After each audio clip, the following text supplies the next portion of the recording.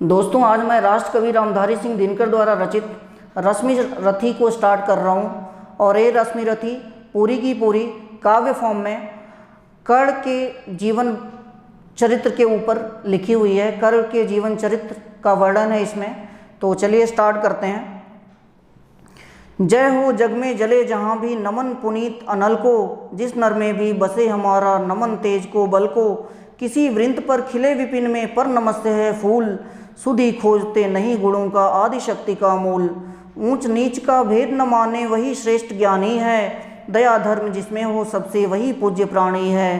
क्षत्रिय वही भरी हो जिसमें निर्भयता की आग, सबसे श्रेष्ठ वही ब्राह्मण है हो जिसमें तप त्याग। सबसे श्रेष्ठ वही ब्राह्मण है हो जिसमें तप त्याग। तेजस्वी सम्मान खोजते नहीं गोत्र बतला के, पाते हैं जग से प्रशस्ति अपना कर तब दिखला के।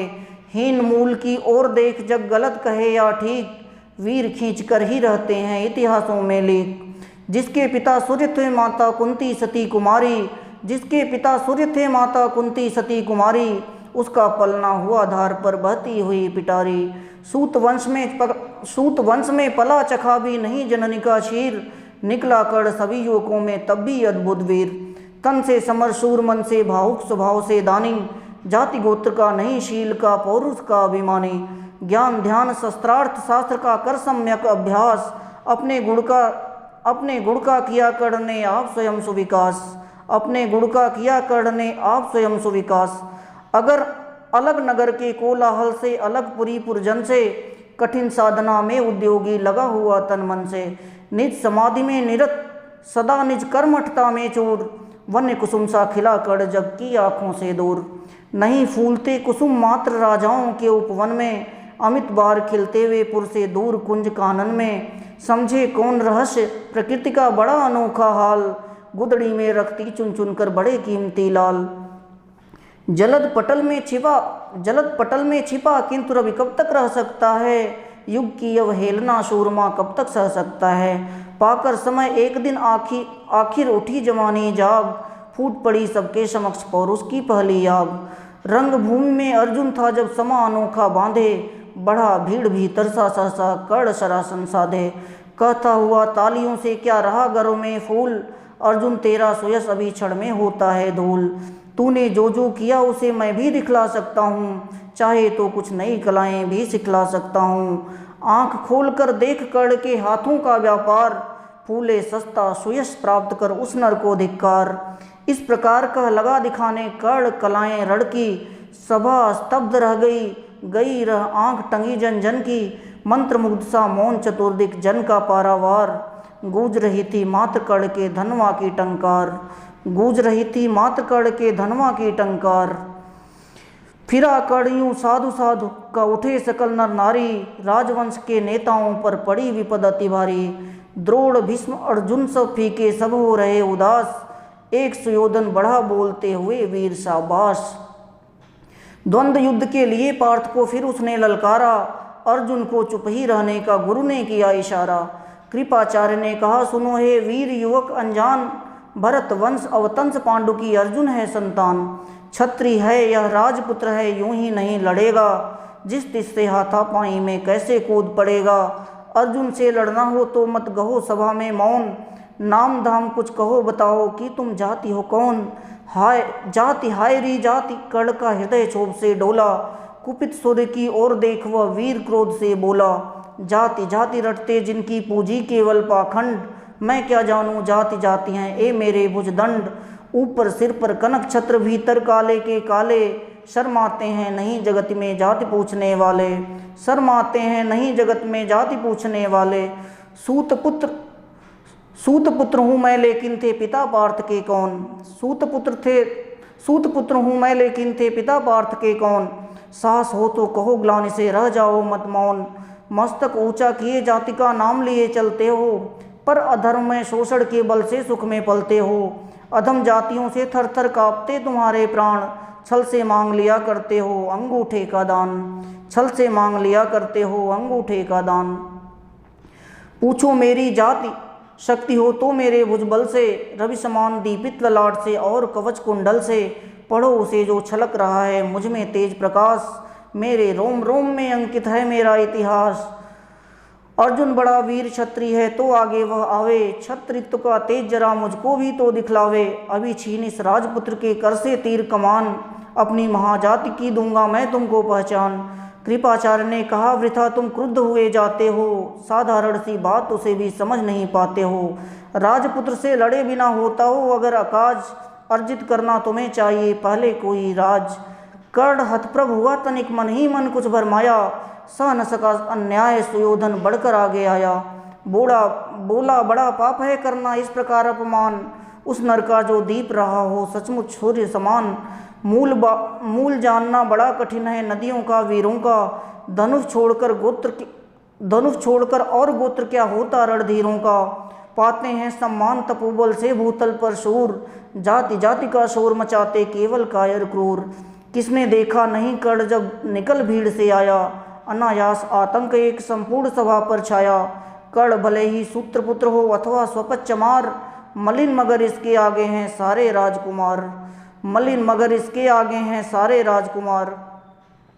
करना क्या अपमान ठीक है इस अनमोल रतन का, मानवता की इस विभूति का धरती के इस धन का। बिना राज्य यदि नहीं वीरता का इसको अधिकार, तो मेरी यह खुली घोषणा सुने सकल संसार। अंग देश का मुकुट कर्ण के मस्तक पर धरता हूँ, एक राज्य इस महावीर के हित अर्पित करता हूँ। रखा कर्ण के सिर पर उसने अपना मुकुट उतार, गूंजा रंगभूमि में दुर्योधन का जय जयकार। कर्ण चकित रह गया सुयोधन की इस परम कृपा से, फूट पड़ा मारे कृतज्ञता के भरोसे भुजा से। दुर्योधन ने हृदय लगाकर कहा बंधु हो शांत, मेरे इस क्षुद्रोपहार से क्यों होता उद्भ्रांत। किया कौन सा त्याग अनोखा दिया राजयज्ञ तुझको, किया कौन सा त्याग अनोखा दिया राजयज्ञ तुझको। अरे धन्य हो जाए प्राण तुम ग्रहण करे यदि मुझको।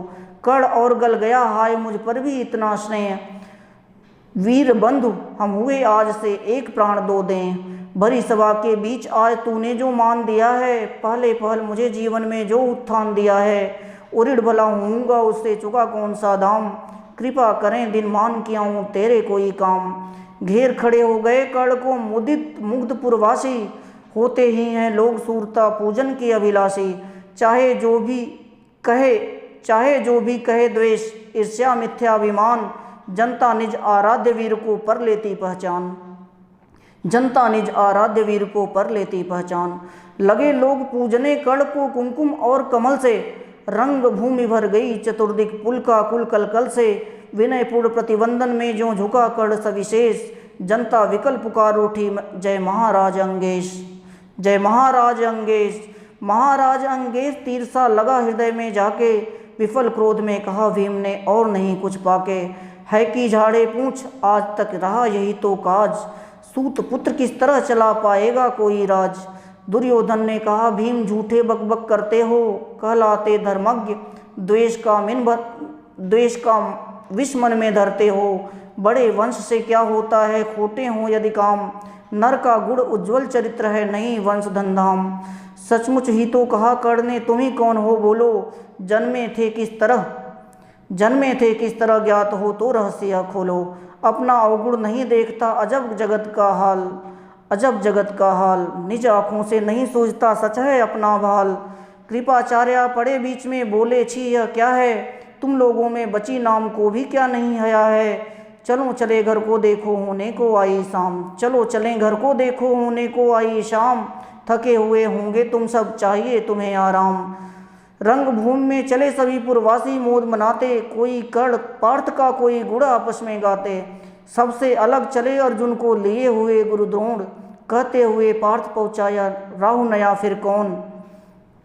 कहते हुए पार्थ पहुँचा यह राहु नया फिर कौन।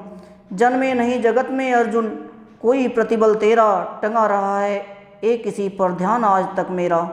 एक लब से लिया अंगूठा कड़ी न मुख से आह, रखा चाहता हूँ निष्कंटक बेटा तेरी राह। मगर आज जो कुछ देखा उससे धीरज हिलता है, मुझे कर्ण में चरम वीरता का लक्षण मिलता है। बढ़ता गया अगर निष्कंटक या उद्भट भटबाल, अर्जुन तेरे लिए कभी यह हो सकता है काल। सोच रहा हूँ क्या उपाय मैं इसके साथ करूँगा, इस प्रचंडतम धूमकेतु का कैसे तेज हरूंगा। शिष्य बनाऊंगा न कर्ण को यह निश्चित है बात, रखना ध्यान विकट प्रतिभट का पर तू भी है तात। रंगभूमि के लिए कर्ण को रंगभूमि के से लिए कर्ण को कौरव शंख बजाते चले झूमते हुए खुशी में गाते मौज मनाते। कंचन के युग शैल शिखर सम सुगठित सुघर सुवर्ण गल बाहिंदे चले परस्पर दुर्योधन और कर्ण।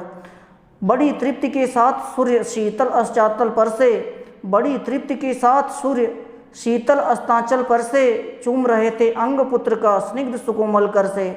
आज न था प्रिय उन्हें दिवस का समय सिद्ध अवसान, विरम गया चढ़ एक क्षितिज पर गति को छोड़ विमान।